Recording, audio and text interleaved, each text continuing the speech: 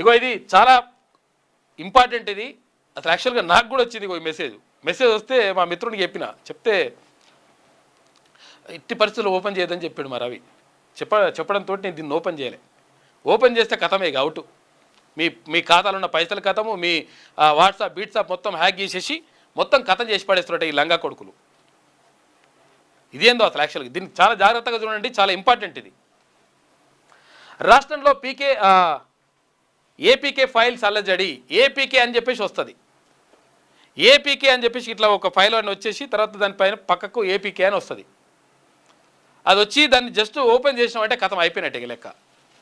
నాకు అదృష్టం ఏంటంటే అది ఇట్లా ఓపెన్ చేస్తుంటే ఇది డేంజరస్ అని చెప్పేసి వచ్చింది దానికి.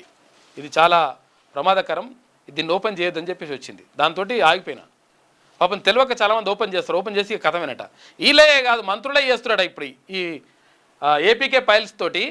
మంత్రులై తర్వాత ఎమ్మెల్యేలై వాళ్ళ పని కూడా చేసిరట.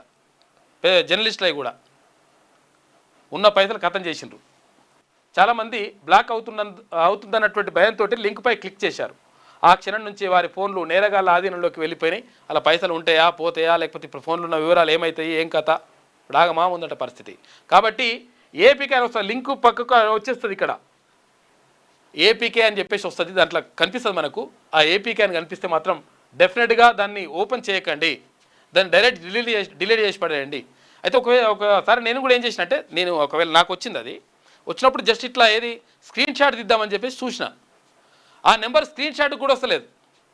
అటువంటి కథలు పడరు ఈ కొడుకులు. కాబట్టి జాగ్రత్తగా ఉండండి. సైబర్ నేరగాళ్ళు మన బ్యాంకుల్లో ఉన్నటువంటి డబ్బులన్నీ కూడా కథం చేసే కార్యక్రమం పెట్టుకున్నారు.